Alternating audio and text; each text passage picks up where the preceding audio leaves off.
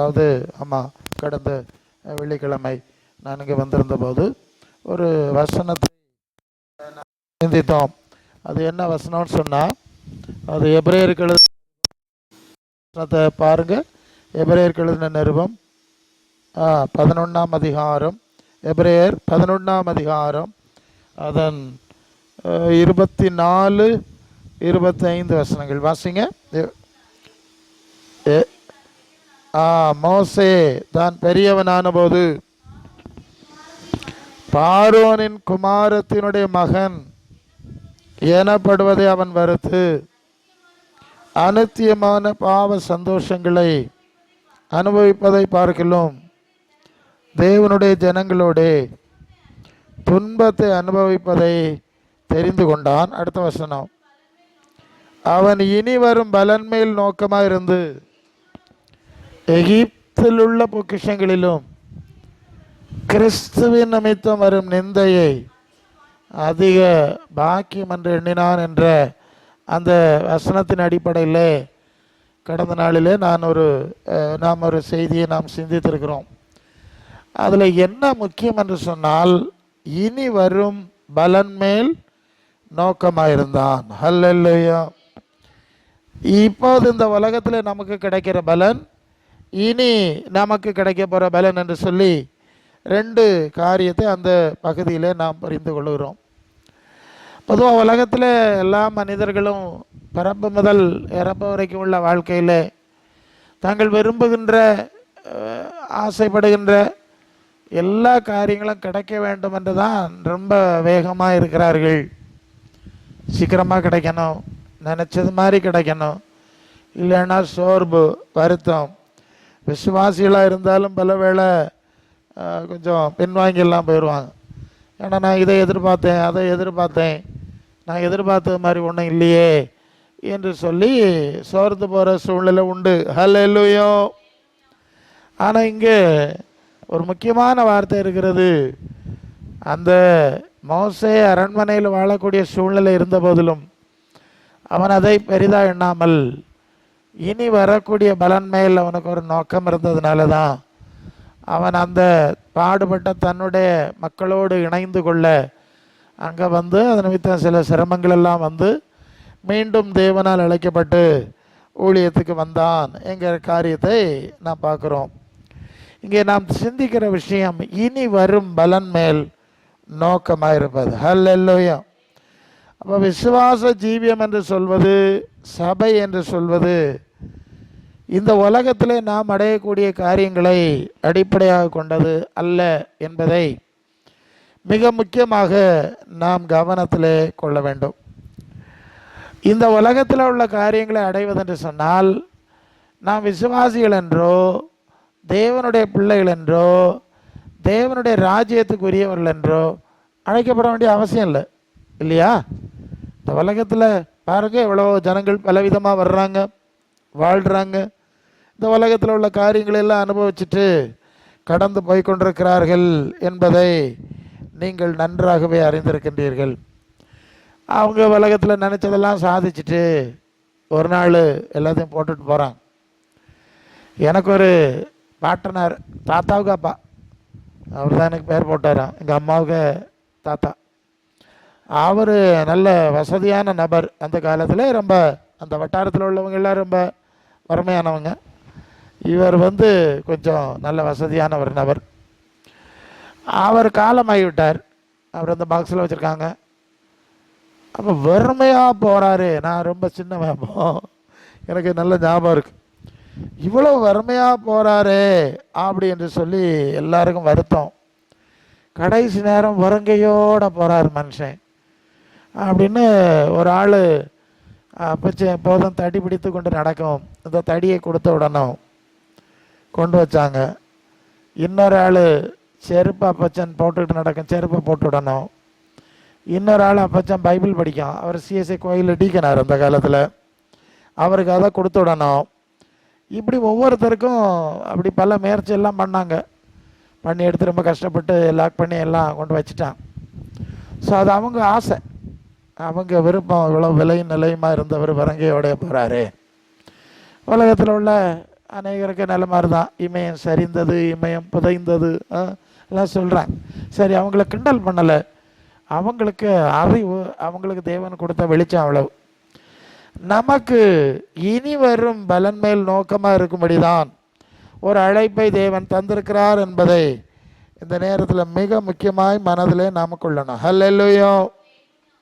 நம்முடைய prime target கிறிஸ்துவின் சபையினுடைய அடிப்படையே இங்கே இந்த உலகத்தில் நாம் அடைகிற காரியங்கள் அல்ல, இனி நாம் அடைய போகிற காரியங்கள் என்பது மிக தெளிவாக இருக்க வேண்டும். ஏனென்றால் காண்கிறவைகள் அநித்தியமானவைகள், காணாதவைகளோ நித்தியமானவைகள் இல்லையா? 2 கொரிந்தியர் 4 அது 17 18 அதில் என்ன சொல்லியிருக்குன்னா, காணப்படுகிறவர்கள் அல்ல, காணப்படாதவளை நோக்கி இருக்கிற நமக்கு அது சீக்கிரத்தில் நீங்கும் லேசான பத்திரமும் அதிக நித்திய கன மகிமை உண்டாகிறது. ஏனென்றால் காணப்படுகிறவைகள் அநித்தியமானவைகள், காணப்படாதவைகள் நித்தியமானவைகள். ஹல்லேலூயா. அப்போ அநித்தியமானவைகள் நித்தியமானவைகள். இந்த உலகத்துக்குரியதெல்லாம் அநித்தியமானவைகள் என்ற அறிவை தெளிவை தேவன் நமக்கு தந்திருக்கிறபடினால தான் நம்ம இதுக்கு மேலே ரொம்ப மனசு வைக்கிறது இல்லை. ஒருவேளை இந்த அநித்தியமான விஷயங்களில் ஒரு சில இழப்புகள் ஏற்பட்டால் கூட கஷ்டங்கள் சாரம் இல்லைன்னு பாடுறாங்கல்ல. ஏன்னா அந்த மனநிலை, சரிப்பா இதுதான் வாழ்க்கை, இது அநித்தியமானது தானே, இதை போட்டு பெருசுப்படுத்துக்கு என்ன. இங்கே என்ன பிரச்சனை வருகிறது என்று சொன்னால், நாம் கவனிக்க வேண்டிய ஒரு முக்கியமான பிரச்சனை என்னென்னா, நாம் நித்தியமான நித்திய கன மகிமைக்குரிய காரியங்களை குறித்த அறிவோடு அழைக்கப்பட்டு அதை அடையும்படியாக நாம் ஓடிக்கொண்டிருக்கிறோம். நாம் ஓடிக்கிட்டு இருக்கிறோம். நமக்கு அந்த அறிவையும் தெளிவையும் நிச்சயத்தையும் கொடுத்திருக்கிறார். ஆகையினாலே எதுவும் என்னை கிறிஸ்துவின் அன்பை விட்டு பிரிக்காது என்று அறிந்திருக்கிறேன், ஏன்னா நான் இனி வரும் காரியத்தை அடைய போகிறேன் அப்படின்னு தைரியமாக எல்லாவற்றையும் இழப்பதற்கு ஒப்பு கொடுத்தார்கள். பவுல் சொல்வார் பிலிப்பியர் 2ஆம் அதிகாரமா, எனக்கு லாபமாக இருந்தவைகளோ அவளை நஷ்டம் என்று எண்ணிக்கொண்டிருக்கிறேன், குப்பை என்று எண்ணுகிறேன். வசனத்தை எடுத்தா படிங்க. எனக்கு லாபமாய், அது எத்தனை? பிலிப்பியர் 3:7 படிங்க. எவைகளோ நஷ்டம் என்று எண்ணினேன், மாத்திரமல்ல இயேசு அறிகிற அறிவினாலே, அறிவின் மேன்மைக்காக எல்லாவற்றையும் நஷ்டமென்று விட்டேன், எண்ணிக்கொண்டிருக்கிறேன். ஹல்லேலூயா. சரி, கவனிங்க. அப்போ கிறிஸ்து உயிரோடு எழுந்தவர், அவர் நித்தியமானவர், அவர் நித்திய ராஜ்யத்தின் ராஜா. அவருக்குள்ளாக அந்த நித்திய மேன்மைகளை அடையும்படி இதுவரை நான் எதெல்லாம் லாபம் நினச்சிருந்தனோ அதெல்லாம் நஷ்டம் என்று விட்டுட்டேன். பவுல் ஒரு பெரிய, அதாவது அதை எப்படி நீங்கள் புரிய வேண்டும் என்று சொன்னால், அந்த நாட்களில் ரோமர் இஸ்ரவேலர்களை அடிமைகளாக வைத்திருந்த காலம். ஒரு மதிப்பும் மரியாதையும் கொடுக்க மாட்டாங்க, குட்டுமையாக நடத்தினார்கள். ஆனால் சிலருக்கு என்று சொன்னால் அந்த யூத மரபில் பெரிய செல்வந்தனாக இருக்க வேண்டும், பெரிய கல்விமான் படிப்பாளியாக இருக்கணும், சமூகத்தில் உயர்ந்த அந்தஸ்தில் இருக்கிறவனாக இருக்கணும்.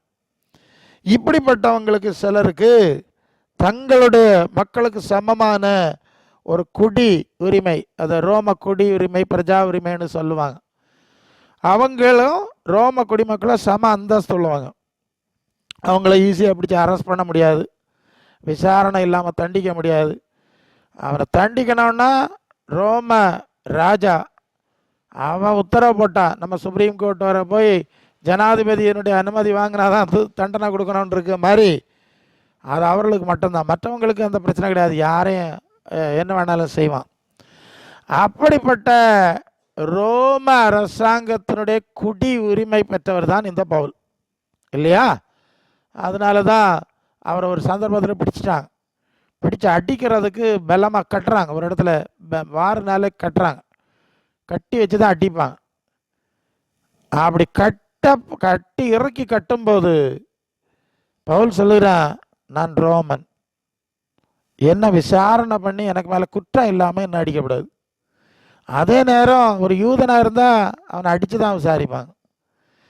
ஆனால் அவர் ரோமனாக இருந்தால் நோ, அவனுக்கு சரியாக விசாரித்து குற்றச்சாட்டு இருந்தால் தான் தண்டனை கொடுக்கணும், இதுதான் சட்டம் அப்படின்னு சொல்லிட்டான். சொன்ன உடனே கட்டினவன் பயந்துட்டான். ஐயாப்பா அவுத்து விட்டுட்டான். நீ ரோமனா, முதலே சொல்லப்படாதா, தெரியாதனமா கட்டிட்டேனே, இனி அதான் பிரச்சனை ஏறப்படாது. உடனே அவன் போய் அவனுக்கு மேலதிகாரிகிட்ட சொன்னான், டேய் நீர் பயப்பட, இது ரொம்ப எச்சரிக்கையாயிரும், இந்த மனுஷன் ரோமை, நீர் நினைக்கிற மாதிரி ஆள் கிடையாது, ரோம குடி.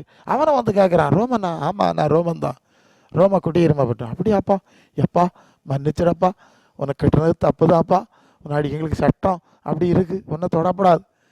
அப்போது பவுல் பெரிய செல்வந்தர், கல்விமான், சமூகத்தில் உயர்ந்த அந்தஸ்துக்குரியவருங்கிறத இந்த பகுதியிலிருந்து வழங்கி கொள்கிறோம். இவர் வந்து உபாகம் 28ஆம் அதிகாரம் முதல் 14 வசனத்தில் இருக்கிற எல்லா ஜாதிகளை விட மேனாக இருப்பாய் என்று சொல்லக்கூடிய அந்த அடிப்படையில் ரொம்ப விசுவாசம் உள்ளவர், வைராக்கியம் உள்ளவர், எல்லாம் அவர்கிட்ட இருக்குது. கடவுள் கர்த்தரனை ஆசீர்வதிக்கிறார்னு சொல்லக்கூடிய லெவலில் வாழ்கிறதுனால தான் இதுக்கு வித்தியாசமாக ஒரு மார்க்கம் வந்துட்டு இவங்க பரலோகம்னு சொல்கிறாங்க, பூலோகம் அனித்தியம்னு சொல்கிறாங்க, இயேசு உயிரோடு எழுதிட்டாருன்னு சொல்கிறாங்க, அவர் தான் தேவகுமாரன்னு சொல்கிறாங்க. இந்த பழைய மார்க்கத்தை விட அது அனித்தியமான ஜீவ மார்க்கம், இது நித்தியமான ஜீவ மார்க்கம், இதுதான் விசேஷம்னு சொல்லி ஜனங்கள் ஓடிக்கொண்டிருக்கிறார்கள். நம்ம இவ்வளோ பெரிய ஆசீர்வாதத்தை நம்முடைய கடவுள் தந்திருக்கு. என்ன ஆசீர்வாதம்? அனித்தியமான உலகத்துக்குரிய காரியங்களை தான் அவர் ஆசீர்வாதம் நம்புறார். இதை விட என்ன பெரிய தெய்வம் வந்துட்டான்னு சொல்லி தான் அந்த சபையை உபத்திரவப்படுத்துறதுக்கு அந்த ஜனங்களை எல்லாம் கஷ்டப்படுத்தி அப்படியே செயல்பட்டு கொண்டிருந்தார் என்பது நமக்கு தெரியும். அப்போ இங்கே அனித்தியமான காரியங்களில் அதிகமான ஆர்வம் உள்ளவர்கள், விருப்பம் உள்ளவர்கள், வாஞ்ச உள்ளவர்கள், அதையே கொண்டாடி கொண்டிருக்கிறவர்கள், பெருமை அடித்து கொண்டிருக்கிறவர்கள் ஒரு பிரம்மாண்டமான கூட்டத்தார் இருக்கிறான். நான் இப்போ சொல்கிறது வந்து கிறிஸ்தவர்கள் அல்லாதவரில் சொல்லலை, கிறிஸ்தவரில் சொல்கிறேன். சரியா? யாருங்க பைபிளை வச்சுருக்காங்க, கேட்டால் சொல்லுவாங்க, எங்களுடைய மார்க்கம் இப்படி, நாங்கள் தலைமுறையாக என்னென்ன உயர்ந்த பதவியில் இருக்கிறவங்க, நாங்கள் படிப்பில் இப்படி கல்வி நிலையில் உயர்ந்தவங்க, பதவியில் உயர்ந்தவங்க, எங்களுடைய வாழ்க்கை முறை அப்படி தெளிவாக சொன்னால் அவங்க பயன்படுத்தக்கூடிய சர்ச்சஸ் இருக்குது பாருங்க, சர்ச்சஸை கூட சாதாரணமாக கட்ட மாட்டாங்க. எங்கள் சபை உலகத்திலே பெரிய சர்ச்சாக இருக்கணும், ரொம்ப உயரமான கோபுரமாக இருக்கணும், கோடிக்கணக்கான ரூபா செலவு பண்ணி அந்த கட்டடத்தை கலை நயத்தோடு கட்டுவாங்க, அது பெரிய ஒரு உலக அதிசயங்களில் ஒன்றாக இருக்க வேண்டும் என்கிற அளவுக்கு அங்கே உள்ள எல்லா செட்டப்பும் அப்படி தான். நான் அப்படி எல்லா சூழ்நிலையிலும் போய் வர்றேன், எனக்கு தெரியும். உள்ள செட்டப்பும் அப்படி தான். அது உலகத்திலே பிரம்மாண்டமாக இருக்கணும். அது கத்தோலிக்க பிரிவானாலும் சரி, சர்ச்சஸ் ஆஃப் இந்தியா பிரிவானாலும் சரி, நீங்கள் பார்த்தீங்கன்னா தெரியும். ஒரு உட்கார்றதுக்கு என்ன வேணும்? ஒரு சேர் வேணும். இவங்க கட்டியிருக்க கட்டடமாக அதுக்கு உயர்ந்த கோபுரங்களும் பார்த்தா இது வந்து தங்களுடைய பிரதாபம், தங்களுடைய பெருமை, தாங்கள் உலகத்தில் எவ்வளோ மேன்மக்கள் என்று காட்டுறதுக்கு தான் அந்த மாதிரி எல்லாம் தங்களுடைய தொழுகை ஸ்தலங்களை பல பிரம்மாண்டமாக கட்டுறாங்க. உங்களுக்கு தெரியும், பல சூழ்நிலை இருக்கு. ஏன்னா அவங்க இதை ரொம்ப மதிக்கிறான். இது மாதிரி ஒரு மனுஷன் தான் இந்த பவுல். ஒரு கட்டத்தில் நித்திய ஜீவனை குறித்த அல்லது சாவுக்கு பிறகு நித்தியமாக இருக்கக்கூடிய காரியங்களை குறித்த அறிவு, அந்த மேன்மைகளை குறித்த அறிவு வந்தோடனே தான் தோணுச்சு, நம்ம தலையில் சுமந்து எடுத்துறியதெல்லாம் குப்பை. புரியுதா நான் சொல்லுது? அதனால தான் இங்கே சொல்லுகிறார், நான் இதெல்லாம் குப்பை என்று விட்டேன். அது வர பெரிய காரியம் தலையில் வச்சு ஆடிட்டு இருந்த விஷயங்களாகும். இப்போ எல்லாவற்றையும் குப்பை என்று விட்டு விட்டேன். எப்படியாவது இயேசு கிறிஸ்துவின் உயிர்த்தெழுதலை அடைய வேண்டும், அவருடைய சாயலை அடைய வேண்டும். அது 1 யோவான் 3:2 அவர் இருக்கிற வண்ணமாக அவரை தரிசிக்கும்படியான அந்த அனுபவத்தை அடையணும். இப்போ அந்த மேன்மையான அனுபவத்தை ஒரு திராசுக்கு ஒரு தட்டிலையும், இந்த உலகத்தில் உள்ள மாட மாளிகை கூட கோபுரம்னு சொல்லுவாங்களே, மண்ணுக்கு போகிற விவகாரம், போட்டுட்டு போகிற விவகாரம், இதை ஒரு தட்டிலையும் வச்சா இது ஒன்றுமே இல்லை, அதான் மகா மேன்மை உள்ளது அப்படிங்கிற புரிதல் வந்த பிறகுதான் அவர் இவைகளை குப்பையாய் விட்டு விடக்கூடிய ஒரு மனநிலைக்கு வந்தார். ஹல்லேலூயா. இப்போ உலகத்தில் அநேகருக்கு இந்த அறிவு தெளிவு இல்லாதனால அதை பெயிண்ட் அடித்து எனக்கெல்லாம் வேடிக்கையாக இருக்கும். என்னடா இது போட்டுட்டு தானடா போகிறான், நீ இதுக்கு இவ்வளவு ஏன் செய்கிறீங்கன்னா அவங்க மைண்டு, அவங்க மனசு அப்படி ஒரு காரியத்தில் பிடிபட்டுருக்கு. அது ஒரு பக்கம் இருக்க, அடுத்தது என்ன செய்வாங்கன்னா, நம்ம அந்த சரீரம் அழிஞ்சு போகிறது, இந்த உலகம் அழிஞ்சு போகிறது, இதுக்கு மேலே மனசு வைக்காமல் ரொம்ப சிம்பிள் அண்ட் ஹம்பிளாக வாழ்வோம் பாருங்க, நம்ம பரியாசம் பண்ணுவாங்க. எப்படியா அநித்தியமான ஜீவனுக்கு ஜீவன் பேரில் நம்பிக்கை வச்சு ஆடிக்கிட்டு இருக்கவே நித்திய ஜீவ நம்பிக்கையில் போகிறவனை பரியாசம் பண்ணுவாங்க. இப்போ புரியுதானு சொல்லுது. அப்படி ஒரு பரியாசத்தனமான மோசம் போக்குற ஒரு உலகத்தில் நம்ம நடுவில் வாழுறோம். அல்லேலூயா. நாங்கள் நிறைய சந்திச்சிருக்கோம். கிண்டல் பண்ணுவாங்க, அவன் என்ன பேசுகிறான்னு அவனுக்கே தெரியாது. சரியா, ஏதோ அவன் நம்ம விட கூட இங்கே 10,000 வருஷம் இருக்க போகிறது மாதிரியும் பேசுகிற பேச்சுகளும் காட்டுற, அது பிசாசனுடைய சாமர்த்தியம்னு சொல்லுவார். அதான் உலகம் அனைத்து மோசம் போக்குற பிசாசு இப்படி தான் ஜனங்களை ஏமாத்துறானா. அவங்களுக்கு நீங்கள் 49வது சங்கீதத்தில் நீங்கள் வந்தீங்கன்னு சொன்னால் அங்கே ஒரு விளக்கம் இருக்குது பாருங்கள். நீங்கள் 49வது சங்கீதத்தில் வாங்க. 49வது சங்கீதத்தில் கனம் பொருத்தினவனாயிருந்தும் அழிந்து அறிவில்லாத மனுஷன் அழிந்து போகிற புத்தியற்ற மிருக ஜீவன்களுக்கு ஒப்பா இருக்கிறான். அது இருக்குது. அதை சொல்லிட்டு வேற ஒரு வேடிக்கை இருக்குது பாருங்க. அது என்னன்னு கேட்டால், இதுதான் அவர்கள் வழி, இதுதான் அவர்கள் பைத்தியம், அவருடைய சந்ததியார். அந்த வசனத்தை எடுங்க, 49 வந்துடுது. அது நில்லுங்க. 49 நீங்கள் 6 படித்தா செல்வத்தை நம்பி திரளான ஐஸ்வர்யத்தில் மேன்மை பாராட்டுற எவனாச்சும் ஆகாமல் இருப்பானாடா. இப்படியே சொல்லிட்டு நீங்கள் அது வேடிக்கையாக இருக்குது, குறித்து வச்சுருங்க.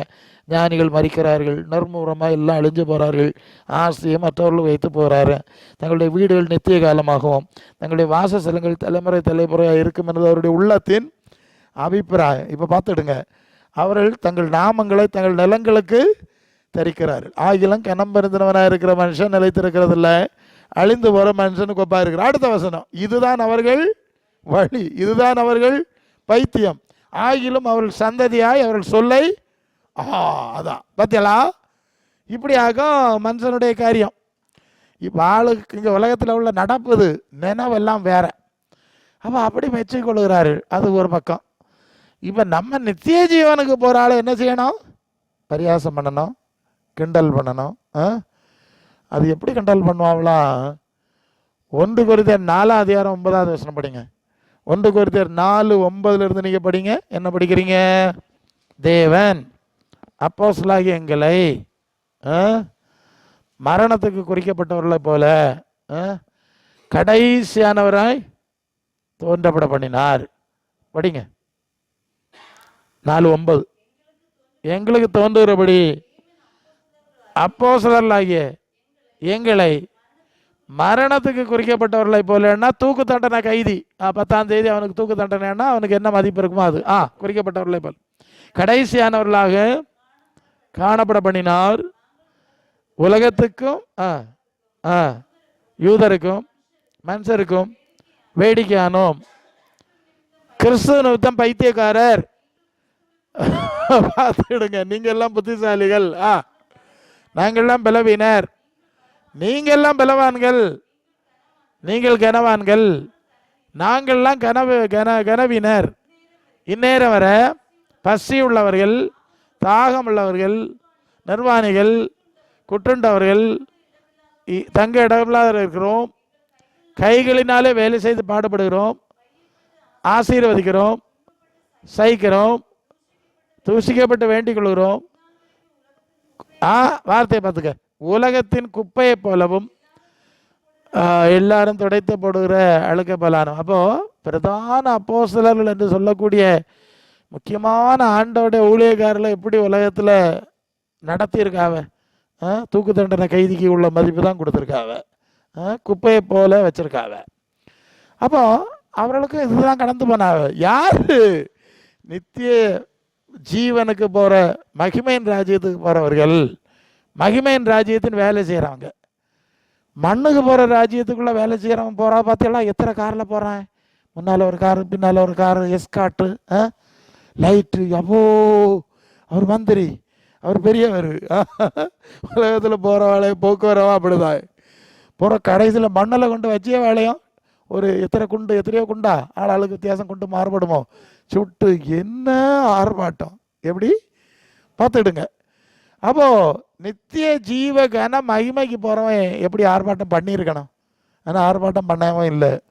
மற்றவர்களை அற்பமாக எண்ணினார்கள், நினைத்தார்கள் என்ற காரியத்தை நம்ம பார்க்குறோம். நீங்கள் மத்தேயு 19வது அதிகாரத்தில் வந்தால், மத்தேயு 19வது அதிகாரத்தில் 23 படிங்க பார்ப்போம். 23 அது விஷயம் என்னன்னு சொன்னால், ஒரு பெரிய ஐஸ்வர்யவான் அவன் இயேசுநார்கிட்ட வந்து நித்திய ஜீவன் அடைகிறதுக்கு என்ன நன்மை செய்யணுங்க இல்லைங்க, நான் வரேன் அந்த சப்ஜெக்ட் சொல்கிறேன். நிறைய பணம் இருக்குது, தாராள வசதி இருக்குது, ஆனால் அவனுக்கு ஒரு பிரச்சனை, செத்து போவனே, நினச்சிருக்காம செத்து போனா என்ன செய்யுது?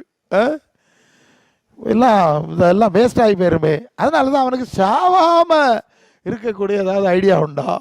அப்போ இயேசுநாதர் தான் இதை பேசிகிட்டு இருக்கிறார்ல, நான் நித்திய ஜீவனை கொடுக்குறேன், அதனால தான் தேடி வந்துட்டான். ஐயா, நான் நித்திய ஜீவனை நடக்கிறதுக்கு என்ன நன்மை செய்யணும்?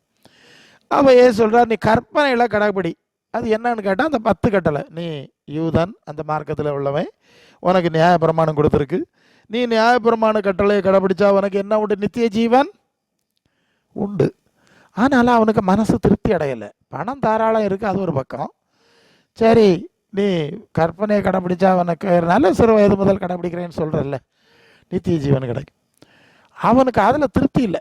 அவன் மீண்டும் கேட்குறான், இன்னும் என்னிடத்துல என்ன குறை உண்டு? இப்போ அடுத்த வசனம், நீ பூரண சர்க்குணனாக இருக்க விரும்பினால், மத்தேயு 19ஆம் அதிகாரம் தானே, 20 படிங்க. இல்லைம்மா, அதுக்கு மேலே போ. அதற்கு இயேசு, நீ எத்தனாம் வசனம் அது? 3 தானே? சரி, நீ பூரண சர்க்குணனா இருக்க விரும்பினால், நல்லா கேட்டுக்கிட்டோம், உனக்கு உண்டானவளை விற்று தரித்திரருக்கு கொடு, அப்பொழுது பரலோகத்திலே உனக்கு பொக்கிஷம், நித்திய பொக்கிஷம் உண்டாயிருக்கும். பின்பு உன் சிலுவை எடுத்து, இன்னொரு பகுதியில் இருக்கு, உன் சிலுவை எடுத்துக்கிட்டு ஏன் பின்னாலப்பா குளமா சொல்லுது, உனக்கு நித்திய ஜீவன் வேணும், அது கிடைக்கும்னு சொன்னாலும் உனக்கு மனசு திருப்தி அடையலை. இன்னும் வேணும்னா பூரண அனுபவம் இருக்குது. நல்லா கவனிக்கணும், பரலோகத்தில் பூரணம் குறைஞ்ச அனுபவமும் இருக்குது, பூரணம் கூடுன அனுபவமும் இருக்குது. அப்போ பூரண அனுபவம்னு சொன்னால் அது இயேசு இருக்கிற மாதிரி, அதாவது 1 யோவான் 3:2, அவர் இருக்கிற வண்ணமாக அவரை தரிசிப்பதனாலே அவருக்கு ஒப்பா இருப்போம்னு சொல்லியிருக்கு இல்லையா? அதுதான் பவுல் சொல்லுவார், இயேசு கிறிஸ்துவுக்கு ஒப்பான மரித்து உயிர்த்தெழுதல் அடையத்தான் நான் எல்லாத்தையும் குப்பையாக விட்டேன்ங்கிறார். இப்போ புரியுதுல்ல கனெக்ஷன்? என் உயிர்த்தெழுதல் இருக்குங்க, ஒன்று இயேசுக்கு ஒப்பான உயிர்த்தெழுதல், இன்னொன்று கடைசி உயிர்த்தெழுதல் இருக்குது. அதை பற்றி பேசலை. முதலாம் உயிர்த்தெழுதலுக்கு பங்குள்ளவன் பரிசுத்தவானும் பாக்கியவானுமா இருக்கிறேன். இயேசு இருக்கிறது மாதிரி எனக்கு உயிர்த்தெழுந்து போகிறதுக்கு காரியத்தை அடையும்படி நான் எல்லாத்தையும் விட்டுட்டேன். இப்போ இந்த ஐஸ்வர்யவான்ட்ட சொன்னார், இப்படி ஒரு பூரணம் இருக்குது, அந்த பூரணம் வேணும்னா இதெல்லாம் விட்டுட்டு ஏன் பின்னாலவா? ஏன்? பரலோகத்தில் பூரணம் அடைய வேண்டும் என்று சொன்னால் உலகத்தில் சிறுமையின் அனுபவத்தில் போக வேண்டும்னு ஒரு விதி இருக்குது. இயேசு சொன்னார், நரிகளுக்கு குழிகளும் ஆயத்த பறவைகளுக்கு கூடுகளும் மட்டும் மனுஷகுமாரனுக்கு தலை சாய்க்க இடம் இல்லை. அப்போ இயேசு இப்படி வாழ்ந்தார். பிறகு வெளிப்படுத்தல் 3:21 நான் ஜெயம் கொண்டு பிதாவாகிய தேவனுடைய வலது பார்சத்திலே வீட்டு இருக்கிறேன். சரியா? ஓகே. இப்போ பவுல் அப்போஸ்தலர்கள் எப்படி இருந்தார்கள்? அதுதான் பட்டியல் வாசிட்டோம். அவங்க அற்பமாக இருந்தார்கள், சிறுமையாக இருந்தார்கள். மறுமையில் எங்கே இருப்பார்கள்? இஸ்ரவேலின் 12 கோத்திரத்தாரை நியாயம் விசாரிக்கிறவர்களாய் 12 சிங்காசனத்திலே விட்டிருப்பீர்கள். அதான் பேதுரு கேட்குறாரு இல்லையா, நாங்கள் எல்லாத்தையும் விட்டுட்டு வந்தோமே, எங்களுக்கு என்ன கிடைக்கும்? இஸ்ரவேலின் 12 கோத்திரத்தை விசாரிக்கிற 12 சிங்காசனத்தில் இருப்பீர்கள். உலகத்தில் அற்பம், மறுமையில் மேன்மை. இங்கே கவனிக்க வேண்டிய காரியம், நான் அது சொல்லியிருக்கேன் உங்களுக்கு. இந்த உலகத்தில் மேன்மையாக இருக்கிறவர்கள் கண்ணை மூடுற பிறகு கீழான நிலைமைக்கு போய்விடுவார்கள். இந்த உலகத்தில் தாழ்ந்த நிலையில் இருக்கிறவர்கள் கண்ணை மூடுற பிறகு மேலான நிலைமை. அதுதான் அந்த ஐஸ்வர்யம் லாசர் சம்பவம் இல்லையா? ஐஸ்வர்யம் அங்கே இருக்கும்போது பெரிய செல்வம் தான், கண்ணை மூடுற பிறகு அக்கினி. லாசரு தலைவர் இடத்த பிச்சைக்காரன், கண்ணை மூடுற பிறகு ஆபரகத்தில். இதுதான் முக்கியம். ஹல்லேலூயா. அப்போ இனி வரும் பலன் என்று சொல்வது இந்த உலகத்தில் உள்ள காரியம் இல்லை. இந்த வெளிப்பாடு இல்லாதவர்கள் தான் இந்த அனித்தியமான காரியங்களை வச்சு பெருமை அடிச்சுக்கிட்டு நம்ம பரியாசம் பண்ணிட்டு இருக்கா. இப்போ புரியுது இல்லையா நான் சொல்லுது? இப்போ நித்தியமான காரியத்தை குறித்து அறிவுள்ளவர்கள் இது குப்பையாகும், விவரம் இல்லாமல் தலையில் சுமந்திருக்கேன்னு சொல்லிட்டு தூர போட்டுட்டு அவர்கள் நித்தியமான அழியாத கன மகிமைக்குரியவளை தேடி இந்த அழிவுக்குரியவளெல்லாம் விட்டு விடுகிறார். இப்போ புரியுது இல்லையா நான் சொல்லுது? அப்போ இனி வரும் பலன் அதுதான் நமக்கு நித்தியம். அது மேலே நோக்கமாக இருக்க வேண்டும்ங்கிறதான் நம்முடைய அழைப்பு. இதை தெளிவாக புரிந்து கொள்ள வேண்டும். இயேசுவின் தாயாகிய மரியாள் அவங்க இயேசு சிலுவையில் தொங்கும்போது அங்கே நிற்கிறாங்க. அந்த சம்பவத்தை யோசித்து பாருங்க. கணவன் இல்லை, இயேசு தலைமகன் என்பது உண்மைதான், சந்தேகம் கிடையாது. சரி, அவர் தான் சிலுவையில் செத்துக்கிட்டு இருக்கிறாரப்பா. இனி இங்கே என்ன நடக்கும்? அவரால் என்ன நன்மை உண்டாக்க முடியும்? கொஞ்சம் யோசித்து பாருங்க. சரி, அவரை பிடிச்சாச்சு, கொண்டு போயாச்சு, அவர் சாவ போகிறார். இந்த அம்மா அங்கே நிற்கிது. அது சும்மா நிற்கலை, அதுக்கு ஒரு காரணம் உண்டு, ஒரு முக்கியமான காரணம் உண்டு. ரொம்ப பயங்கரமான வேதனை நிறைஞ்ச சூழ்நிலை தான். அவர் செத்துக்கிட்டு தானே இருக்கார், கொஞ்ச நேரத்தில் உயிர் போக போகுது. அங்கே என்னத்துக்கு நிற்கணும்? அதில் நிற்கனால என்ன, அவங்களுக்கு என்ன நன்மை என்று கேட்டால், நீங்கள் அதை லூக்காஸ் விசேஷத்தில் அது 1ஆம் அதிகாரத்தில் கர்த்தருடைய தூதன் ஒரு சொல்கிறான்ல, என்ன சொல்கிறேன், 1ஆம் அதிகாரம் கர்த்தருடைய தூதன் இயேசுனுடைய பிறப்பை குறித்து பேசுகிறான்ல, அது 32ஆம் வசனத்துலையா அவர் என்ன சொல்கிறான் வாசிங்க. அவர் பெரியவராக இருப்பார், உன்னதமானவருடைய குமாரன் எனப்படுவார், கர்த்தராகிய தேவன் அவருடைய பிதாவாகிய அவருக்கு கொடுப்பார். யாக்கோபின் குடும்பத்தாரை, அந்த வார்த்தை, என்றென்றைக்கு அரசாழ்வார், அவருடைய ராஜ்யத்துக்கு முடிவராது. அல்ல. அப்போ இயேசுவின் பரப்பை குறித்து கர்த்தருடைய தூதன் சொன்ன வார்த்தை என்னது? அவருடைய ராஜ்யத்துக்கு முடிவராது, அவர் நித்திய ராஜா. இப்போ இயேசுவை பிடிச்சிட்டேன். அப்போ இவங்க எல்லாம் மனசில் வச்சுருக்காங்க, இதெல்லாம் மரியாள் தன்னுடைய மனதில் வைத்து கொண்டிருந்தாள் எல்லாம் வசனம் இருக்கு. இப்போ பிடிச்சிட்டாங்களா? சிலுவையில் அரைஞ்சாச்சா? அவங்களுக்கு அதை நம்ப முடியலை. இவருடைய ராஜ்யம் நித்திய ராஜ்யம் ஒன்றும் இல்லையா தேவதூதன் சொன்னான், முடிவில்லாத ராஜ்யம் ஒன்றும் இல்லையா சொன்னான். இந்த சாவை அவங்களுக்கு நம்ப முடியலை. ஒருவேளை லாசரு 4 நாள் கழிச்சு எழுப்புனது மாதிரி, நாயின் ஒரு விதவைக்கமான எழுப்புன மாதிரி சிலுவையில் இறங்கி வந்துடுவாரோ? நித்திய ராஜ்யம் இல்லையாப்பா அவருக்கு சொன்ன வார்த்தை அவரை பற்றி. அவங்களுக்கு அதை சாவை ஏற்றுக்கொள்ள முடியலை, நம்ப முடியலை, என்ன நடக்குது அப்படின்னு நிற்கிறார். அப்போ அந்த இயேசு சிலுவைந்து சொல்லுவார், யோவான் அங்கே நிற்கிறார், ஸ்திரியே அதோ உன் மகன், யோவானை பார்த்து அதோ உன் தாய் என்று சொல்லி யோவான் இடத்துல ஒப்படைத்து விட்டு கண்ணை முடித்தார்ல. பிதாவே உம்முடைய கரங்களில் என் ஆவியை ஒப்படைக்கிறேன்னு முடிச்சாச்சு. ரொம்ப துக்கம்தான். நித்திய ராஜ்யம்னு சொன்னாங்களே, அப்படியே ராஜ்யத்துக்கு முடிவிராதுன்னு சொன்னானே தேவதூதன், எல்லாம் முடிஞ்சு போச்சே, கடைசி வரை சிலுவையிலேருந்து இறங்கி ஒரு வேளை வந்துடுவாரோன்னு நினச்சல்லோ இங்கே வந்தேன், அப்படியெல்லாம் செஞ்சுருப்பாங்க. முடிச்சாச்சு, அடக்கம் பண்ணியாச்சு. 3ஆவது நாள் ஒரு செய்தி பரவுது. மகதில் நான் மரியாதானே முதல்ல வந்தா இல்லையா, கல்லறை திறந்து கிடக்கு. அங்கே இயேசுநாதர் வெளியே நிற்கார். அல்லேலூயா, நான் பார்த்தேன், நான் போகிறேன், பரலோகத்துக்கு போயிட்டு வர்றேன், அங்கே சீசல் அங்கே வருவேன்னு சொல்லு போ. எவ்வளவு சந்தோஷம். இப்போ அடுத்த செய்தியை கேள்விப்படுகிறார். ஓ, அவர் அந்த தேவதூதன் சொன்ன சரிதான், நித்திய ராஜ்யம் தான் வந்துட்டாரே. நாங்கள் பார்த்தோம். அப்புறம் நேரடியாக சந்திக்கிறார்கள் இல்லையா, இயேசு வருகிறார், சீசல் நடுவில் நிற்கிறார். என் காயெல்லாம் பாருங்கள், நான் தான் வந்திருக்கேன். சீசல் ரொம்ப சந்தோஷப்படுகிறார். நித்திய ராஜ்யம், நான் போய் மீண்டும் வருவேன். யோவான் 14:2 சொல்லுவார், நான் எழும்பிட்டேன், நான் மரித்தேன், ஆனாலும் இதோ சதா காலங்களிலும் உயிரோடு இருக்கிறேன் இல்லையா. வெளிப்படுத்தல் 1:8 அங்கே வாசிக்கிறோம். நான் எழும்பிட்டேன், ஆனால் நான் உங்களுக்கு இன்னொரு ராஜ்யத்தை ஆயத்தம் பண்ண போகிறேன். இந்த ராஜ்யம் சாபத்துக்குரியது, நம்ம பல வசனங்கள் பார்த்துருக்கோம். பிதாவின் வீட்டில் நேற்றும், அதாவது ஆபிரகாம், ஈசாக், யாக்கோபு என்பவருடைய தேவன், எல்லாருக்கும் தேவன், அவர் நித்தியமான தேவன். நித்தியமான தேவனாகிய பிதாவின் வீட்டில் ஒரு வாசஸ்தலம், நித்திய வாசஸ்தலத்தை உங்களுக்கு ஆயத்தம் பண்ண போகிறேன். நான் ஆயத்தம் பண்ணிவிட்டு உயிரோட தானே இருக்கேன், மறுபடியும் வந்து உங்களை அழைத்து செல்வேன், தகுதியாக இருங்க, ரெடியாக இருங்கன்னு சொல்லி, நீங்களோ, அது லூக்கா 24:49, இதோ பிதா வாக்குத்தத்தம் பண்ணினது நான் உங்களுக்கு அனுப்புகிறேன், நீங்களோ உன்னதத்திலிருந்து வெள்ளனால் தெரிவிக்கப்படுகிற எருசலேமிலே காத்திருங்கள்னு சொன்னார்.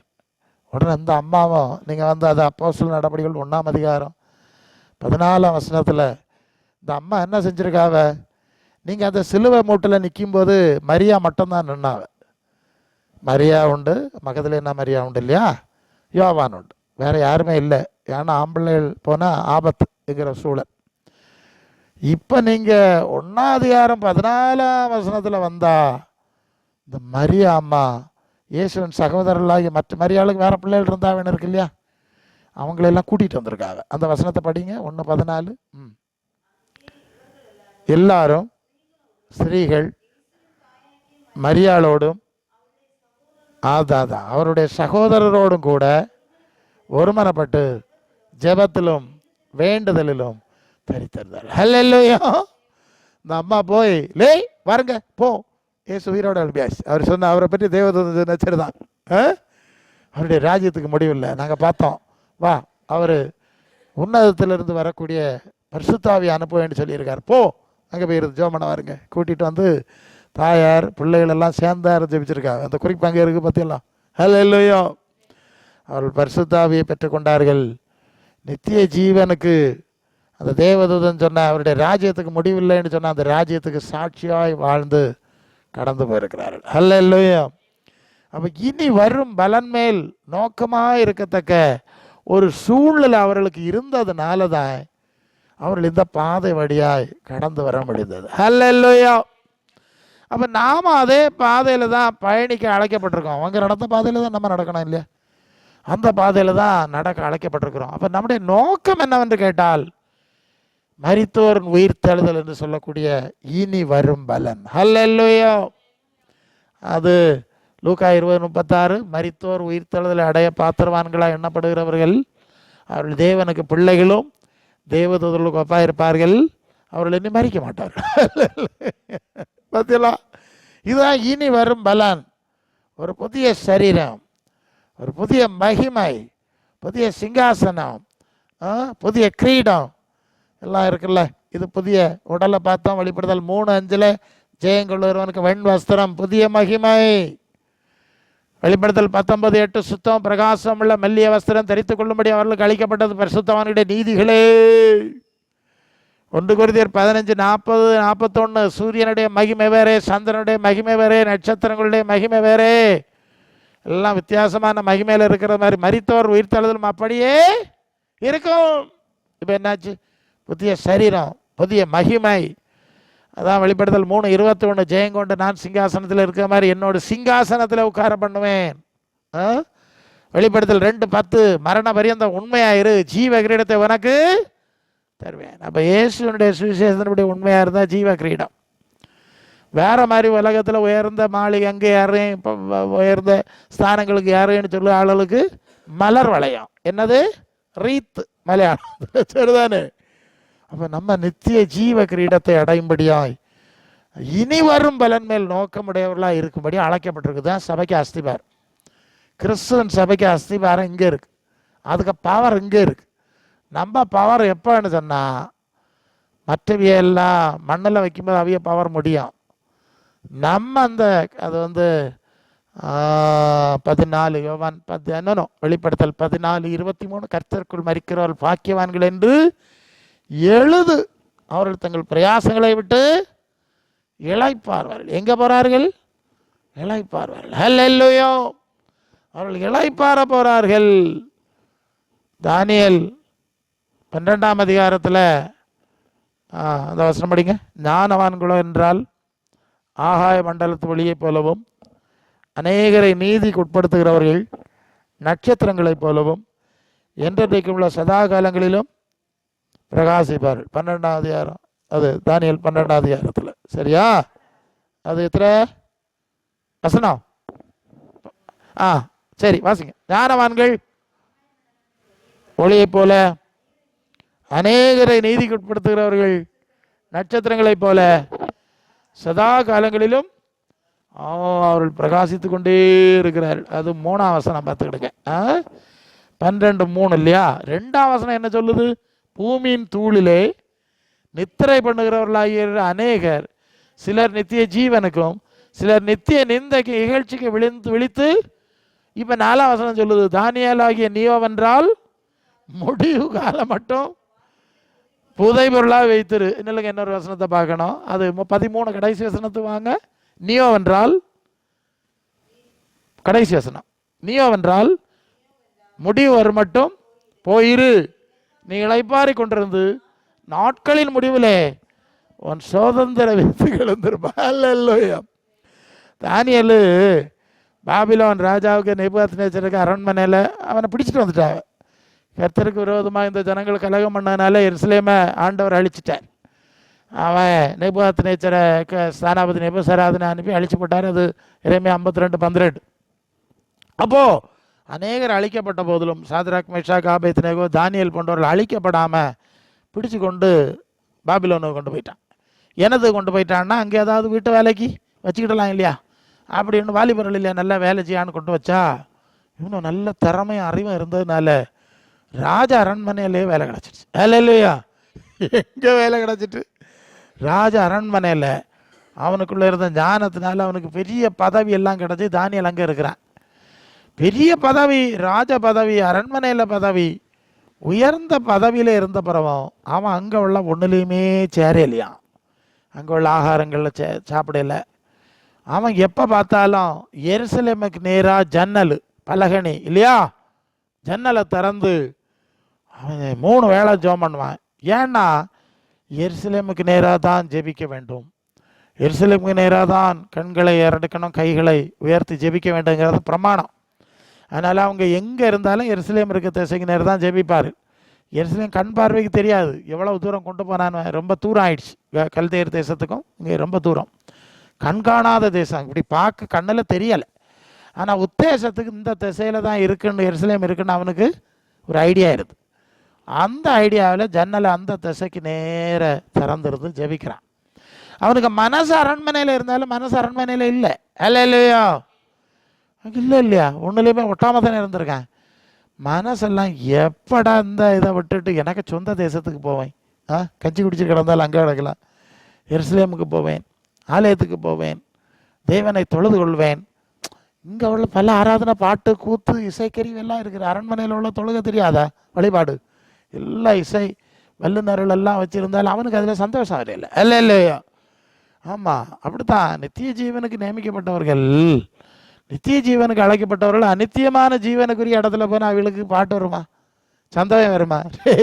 இது அநித்தியமான படம் காட்டுறீங்கடா நீங்கள். இதோட அந்த ஓலை குடிசையில் போயிருந்தா எனக்கு, ஏன்னா அங்கே பேசுறதெல்லாம் நித்திய ஜீவன், பூமியின் வேர்ந்தசானம் பேசலையே.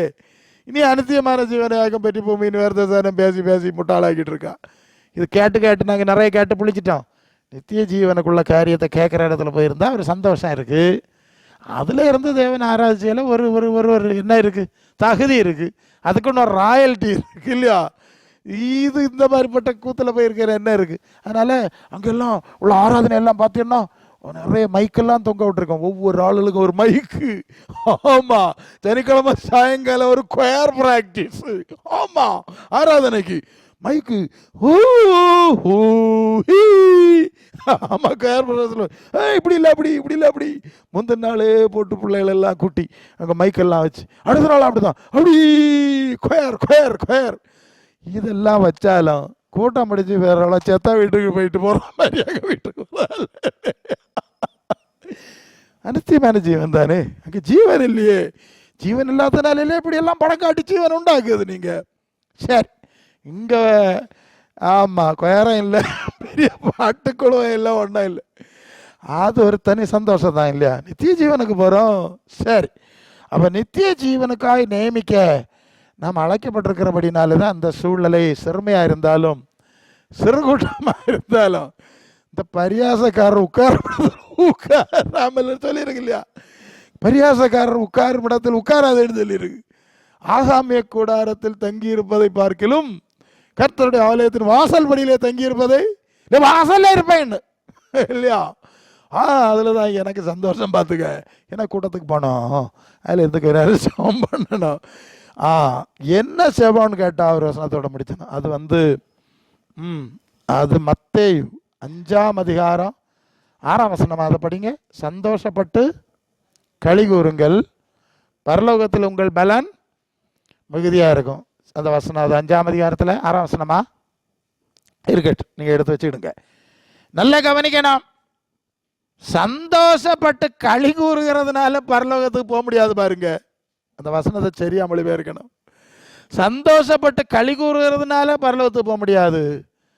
பரலோகத்திலே நித்திய ஜீவ ஆசீர்வாதங்கள் இருக்கிறது என்ற அறிவுனாலே நீங்கள் சந்தோஷப்படணும். சரியா?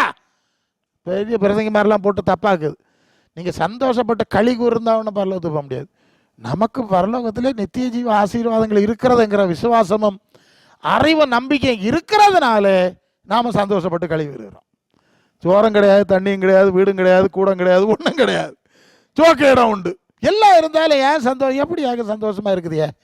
உங்களால் எப்படி முடியுதுன்னு கேட்டால், இல்லையே நாங்கள் நித்திய ஜீவனுக்கு போயிட்டுருக்கோம்ப்பா. இதில் இருந்து இந்த தேகத்தை விட்டு குடி விலகி போகவும் கர்த்தர் குடியிருக்கும் அதிகமாக விரும்புகிறோம். இந்த தேகத்தில் குடிக்கையில் பாரசுமத்தை தவிக்கிறோம். சர்வ சிருஷ்டியும் தவித்து கொண்டிருக்கிறது. நாங்களும் ஆவியின் முதற் பலன்களை பெற்ற 8:22 ரோமர் 8:22 முதற் பலன்களை நாமும் கூட சரீரமிட்பாகிய புத்திர சுவிகாரம் வருவதற்கு காத்திருந்து, இந்த பக்கம் ஒரு பக்கம் தவிப்பு தான், எப்படா போலான்னு, மறுபக்கம் ஒரு சந்தோஷம் இல்லையா? அதை நினச்சி உலகத்தில் உள்ளவன் நினச்சி சந்தோஷத்துக்கு கள்ளி அடிச்சாருன்னு உலகத்தை என்னத்தை பறித்து நினச்சி சந்தோஷப்படுது. நீங்கள் சொல்லுங்கள். மனுஷன் பெயிண்ட் அடித்து பார்க்க, புதுசு புதுசாக தின்னு பார்க்க, புதுசு புதுசாக உடுத்து பார்க்காத, புதுசு புதுசாக கட்டி பார்க்க, கல்லறையும் கொண்ட டைல் எல்லாம் ஒட்டி விட்டாச்சு, லைட்டும் போட்டு, அவ்வளோதானே. எங்களுக்கு அது இல்லை.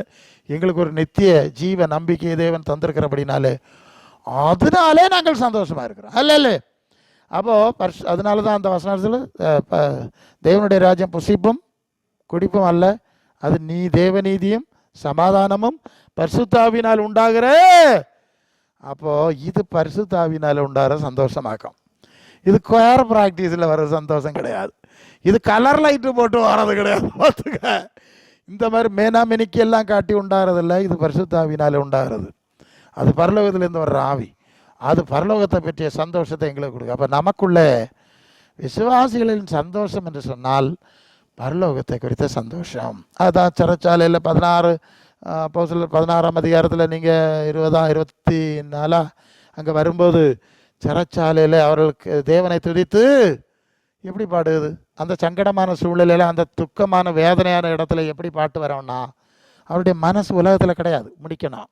எபேசியர் 2:7 உன்னதங்களில் அவரோடு கூட உட்காரவும் செய்தார். கிறிஸ்துவோட மனசு அங்கே இருக்கு. கொலோசியர் 1:3-2 நீங்கள் கிறிஸ்துவுடனே கூட எழுந்தது உண்டானால் கிறிஸ்து தேவனுடைய வலது வாசலுக்கு மேலானவளை தேடுங்கள். பூமிக்கிரியவளை அந்த அனுபவத்தில் இருந்ததுனாலேயாக அவளுக்கு சந்தோஷம். 2 அடி கூட அடித்தா அங்கே நமக்கு கூடுதல் முத்துக்கள் கிடைக்க பார்த்து பலன் கிடைக்கும். அப்போ இனி வரும் பலன் மேல் அவர்களுக்கு நல்லா அசைக்க முடியாத விசுவாசம், நோக்கம், தெளிவு. அது 1 தீமோத்தேயு 6:12 விசுவாசத்திலே நல்ல போராட்டத்தை போராடு, நித்திய ஜீவனை பற்றி கொள்ள, அதற்காகவே நீங்கள் அதுக்காக போராடினார். அப்போ நம்ம விசுவாசிகளுக்கு இந்த அறிவு, தெளிவு, நிச்சயம், உறுதி இருக்க வேண்டும். அந்த அறிவினாலே சந்தோஷப்படணும். கர்த்தருடைய சமூகத்தில் இருந்து நீங்கள் கர்த்தரிலும் அவருடைய சத்துவத்தின் வல்லமையில் என்ன செய்யணும்? அதுக்கு வெளியே போனீங்கன்னு சொன்னால் பரியாசம் வரும், கிண்டல் வரும், இருக்கிற ஜீவனையும் உயிரையும் எடுத்து போடுவாங்க. சரிதானே? இருக்கிற நேரத்தை எடுத்து போடுவாங்க. அதில் சந்தோஷம் எனக்கு வரையலை. நான் அனுபவத்தில் தான் பேசுகிறேன். அதனால ஆகாமை கூடாரத்தில் உட்கார்பார்களுக்கு வாசலுக்கு தெரிஞ்சுனா கர்த்தருடைய சமூகத்தில் ஆண்டவரோடு இருக்கிறது தான் சந்தோஷம். சரி, அன்று மோசே இனி வரும் பலன் மேல் நோக்கமுடையவனாயிருந்து பாவ அல்லது எகிப்தில் உள்ள அநித்தியமான சந்தோஷங்களில் அவன் மனசை வைக்காமல் தேவனுடைய மக்களோட துன்பங்களை வனாந்திரத்திலே தெரிந்து கொண்டான். தேவனை அவனை எடுத்துக்கொண்டார், அவனை அடக்கம் பண்ணினார். அப்படி தான் அவனுக்கு சம்பவத்தை முடிக்கிறது. அதுபோல் நாமும் ஆண்டவர் நம்மை அழைத்து கொண்டு போகிறார் என்ற விசுவாசத்தோட நம்பிக்கையோடும் இனி வர பலன் மேல் நோக்கமாக இருந்து வைராக்கியமாய் ஓட கர்த்தர் நமக்கு கிருபை தருவாராக. ஆமாம். தலைகளை தாழ்த்துங்க. அல்லெல்லோ ஏமனிஷ் அல்ல எல்லாரும் தாழ்த்தும். ஒரு நிமிஷம். நாம் நித்திய கன மகிமையுடைய ராஜ்யத்துக்கு போய்கொண்டிருக்கிறோம். புதிய மகிமையின் சரீரத்தை அடைய ஓடிக்கொண்டிருக்கிறோம். இனி வரும் பலன் மேல் நோக்கமாய் இருந்து ஓட அழைக்கப்பட்டிருக்கிறபடினாலே இந்த உலகத்தில் உள்ள எந்த சூழ்நிலையும் பவுல் சொல்லுவோம், எதுவும் என்னை அசைப்பதில்லை. இப்படியா எதுவும் என்னை அசைப்பதில்லை. பட்டயமோ நாசமோசமோ எதுவோ ஒன்றும் அசைப்பதில்லை. நான் நித்திய ஜீவனுக்கு ஓடிக்கொண்டிருக்கிறேன், நித்திய மனைமுக்கியாக ஓடிக்கொண்டிருக்கிறேன். அப்படியே ஓடும்படி ஒப்பு கொடுங்க. எல்லாரும் ஒப்பு கொடுங்க. எல்லாரும் ஒப்பு கொடுங்க. கர்த்தாவே எல்லாருக்கும் உதவி செய்யும். எல்லாருக்கும் உதவி செய்யும். நன்றி நன்றி. ஆவியானவரே செம்மையாய் சபையை நடத்தும். ஆத்துமாக்களை கொண்டு வரும். பின்மாறி போனவர்களை கொண்டு வரும். சத்தியத்தில் உறுதிப்படுத்தும், ஸ்திரப்படுத்தும். எதுவும் என்னை அசைப்பதில்லை என்று சொன்ன வண்ணமாக எந்த காற்றுகளும் எந்த மோசடி தந்திரங்களும் வேத புரட்டுகளும் யாருடைய விசுவாசத்தை அசைக்காதபடி ஹல்லேலூயா கர்த்தர் பலப்படுத்தி, இந்த பலத்தை காணும்போது மற்றவர்கள் கண்டுகொள்ளணும். அவர்களுக்குள்ள ஏதோ ஒரு விசேஷம் இருக்கிறது, ஒரு பலன் இருக்கிறது. அவர்கள் சின்ன கூட்டமாக இருந்தாலும் பலமாக இருக்கிறார்களே, அது என்னதுன்னு அவர்கள் விசாரிக்கட்டும். அவர்கள் ஓஹோ அப்படியா, இவ்வளோ மேலான காரியத்தில் உறுதியாக இருக்கிறீர்களா, அதனால தான் உலகத்தின் கூட கோபுரம் அந்த வித்தைகளை காட்டு நீங்கள் ஏமாற இல்லையா, அப்படி என்று அவர்கள் உண்மையை புரிந்து கொள்ள ஆண்டவர் உதவி செய்யும். நம் கர்த்தரை சோதரம் பண்ணுவோம். சோதரம் சோதரம் சோதரம். இந்த நாளிலும் தேவ சமூகத்தில் கூடி அவரை மகிமைப்படுத்த உதவி செய்ய முடியாது. சோதரம் பண்ணுவோம். வந்த ஜனங்களுக்காக சோதரம் பண்ணுவோம். வராதவர்களை கர்த்தர் கொண்டு வரும்படியாய் சோதரம் பண்ணுவோம். ஆண்டவர் நம்மோடு பேசுகிறபடி இனி வரும் பலன் மேல் நோக்கமாக இருந்து ஓட அதிக கிருபை தரும்படி சோதரம் பண்ணுவோம். மோசே போல, மரியாளை போல, பவுலை போல தன்னை விட்டு இடப்படாத நல்ல பங்கை தெரிந்து கொண்டாள் என்று அந்த லாசரின் சகோதரி மரியாளை பற்றி ஆண்டவர் சொன்ன வண்ணமாய் இந்த இடப்படாத நித்திய ஜீவனுக்காய் துணிவோடு ஓட இன்னும் கிருபை தரும்படியாய் சோதரம் பண்ணுவோம். ஊழியக்காரர்களுக்காய் சோதரம் பண்ணுவோம். முதல் வயதுள்ளவர்களுக்காய் சோதரம் பண்ணுவோம். தாய்மாருக்காய் சோதரம் பண்ணுவோம். வாலிபர்களுக்காய் சோதரம் பண்ணுவோம். இந்த உலகத்தின் மாயக்க வரிசையில் இந்த வாலிப பிள்ளைகள் போகாமல் இந்த நித்திய ஜீவ அஸ்திபாரத்தை புரிந்து கொள்ள கிருபை கொடுக்கும்படியாக சோதரம் பண்ணுவோம். எல்லா சபைகளுக்காக ஊழியக்காரர்களுக்காக சோதரம் பண்ணுவோம். எல்லாருக்கும் இந்த அறிவையும் தெளிவையும் கருத்தர் கொடுக்கும்படி சோதரம் பண்ணுவோம். மிஸ்ஸாரி ஊழியர்கள் ஊழியங்களுக்காக சோதரம் பண்ணுவோம். தேச தலைவர்களை தேவன் கட்டுப்படுத்தி நடத்தும்படியாக சோதரம் பண்ணுவோம். அநேக ஆத்துமாக்களை ஆதாயப்படுத்த நமக்கு தேவன் கிருபை தரும்படியாக சோதரம் பண்ணுவோம். நமக்கு தந்திருக்கிற வல்லமையான சுவிசேஷத்தை மற்றவர்களுக்கு கொடுக்க இன்னும் தீவிரமாய் உழைக்க பலன் தரும்படியாக சோதரம் பண்ணுவோம். எல்லா நன்மையெல்லாம் நிறைக்கும்படியாக சோதரம் பண்ணுவோம். பரிசுத்த பிதாவே மகிமை உண்டாவதாக. இந்த நாளில் மீண்டும் உங்களுடைய சமூகத்தில் இயேசு நாமத்தில் கூடி வந்தோம், மகிமைப்படுத்தியிருக்கோம். மேன்மையான இனி வரும் பலன்களை குறித்து அதிகமாக நாங்கள் சிந்திக்கிறோம். அதற்கு தான் அழைத்திருக்கிறீர், அதுக்கு தான் ஸ்திரப்படுத்துகிறீர், அதுக்கு தான் உறுதிப்படுத்துகிறீர் ஆண்டவரே. அநேகரை இந்த அனுபவத்தில் கொண்டு வர உங்களுடைய பிள்ளைகளுக்கு பலன் கொடுக்கணும், ஊழியக்காரர்களுக்கு பலன் கொடுக்கணும். தேவ ஆவியானவருடைய பிரசன்னம் வழி நடத்தணும். கடைசி நாட்களில் வருகைக்கு சபை ஆயத்தப்படும்படியான காரியங்களை செய்யும். எல்லா ஊழியக்காரர்கள் குடும்பங்கள் ஒப்பு கொடுக்குறோம். அவருடைய தேவைகளை சந்தியும், வழி நடத்தும். வேறு நாட்களில் நடக்கிற எல்லா கூட்டங்களும் தேவ சித்தப்படி நடக்க தேவன் வழி நடத்தும், ஜனங்களை கொண்டு வரும். நீர் மகிமைப்படும்படி ஜெபிக்கிறோம். எங்களை தாழ்த்துவோம். வீட்டுக்கு போகிறாங்க, பாதையில் பாதுகாவலை கட்டளையிடும். ஆண்டவரே பாதுகாப்பாக அவருடைய போக்குவரவுகள் எல்லாம் பாதுகாப்பாக இருக்கட்டும். நன்மை செய்யும். தாழ்த்துறோம், எல்லாத்தையும் செலுத்துவோம். இயேசு நாமத்தில் பிதாவே ஆமென். நாத்மாவே கர்த்தரை ஸ்தோத்திரி, முழு உள்ளமே பரிசுநாமத்தை ஸ்தோத்திரி. நாத்மாவே கர்த்தரை ஸ்தோத்திரி, கர்த்தர் செய்த சகல மறவாது. ஹல்லேலூயா, ஹல்லேலூயா, ஹல்லேலூயா. கர்த்தர் உங்களை ஆசீர்வதிப்பாராக.